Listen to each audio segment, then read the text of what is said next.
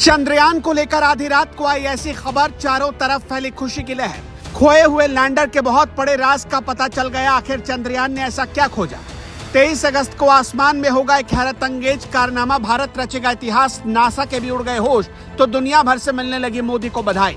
सबसे मुश्किल सफर को कैसे पार कर रहा है लैंडर और रोवर। बस एक गलती फेर देगा पानी। पीएम मोदी की भी थम गई है सांसें। भारत की कामयाबी पर लिख दीजिए वंदे मातरम।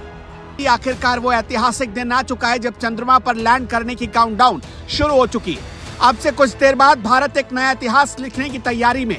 प्रोपल्शन मॉड्यूल से लैंडर अलग हो चुका है। अब ये समझिए कि अगले 4 से 5 दिन चंद्रयान, लैंडर और रोवर के लिए कैसे अहम है।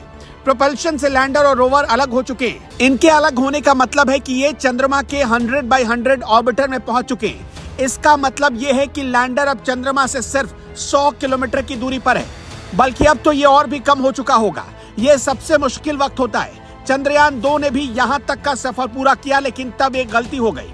आखिरी 15 मिनट में लैंडर की स्पीड को इसरो के वैज्ञानिक कंट्रोल नहीं कर पाए, जिसका नतीजा हुआ कि लैंडर तय लोकेशन से दूर कहीं अंधेरे में जाकर खो गया।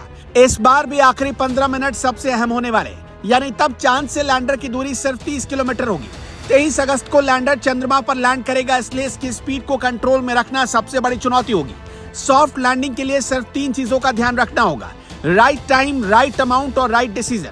राइट टाइम का मतलब है लैंडर में लगे थ्रस्ट को कब चालू करना है और कब बंद करना है, इसका ध्यान रखना होगा।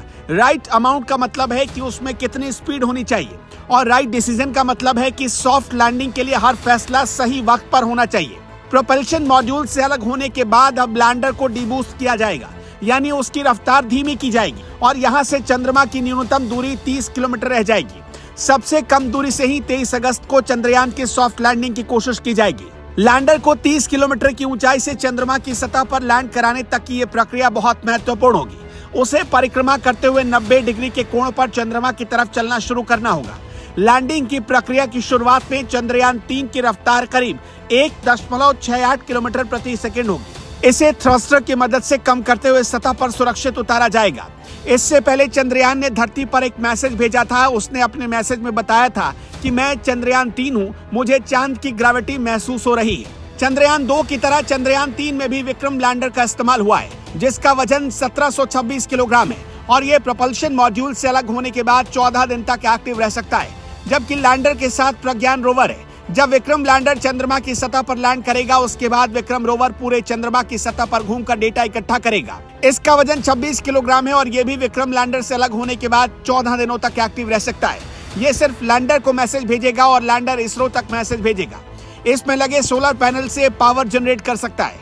इस बार पहले की तरह गलती नहीं की गई है। इस बार लैंडर में 4 कोनों पर 4 इंजन लगाए गए, लेकिन पिछली बार बीचों बीच भी एक 5वां इंजन लगा था, जिसे अब की बार हटा दिया गया। फाइनल लैंडिंग के वक्त 2 इंजन की मदद दी जाएगी, ताकि 2 इंजन आपातकालीन स्थिति में काम कर सके।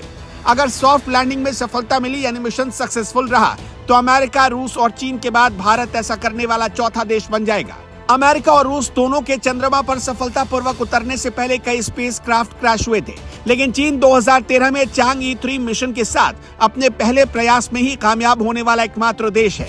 तो आप भी चंद्रयान 3 के लिए शुभकामनाएं भेज सकते हैं। चंद्रयान 3 की कामयाबी कैसे भारत के इतिहास को बदल सकता है, आप इसके बारे में क्या सोचते हैं? अपनी राय कमेंट बॉक्स में जरूर लिखिएगा।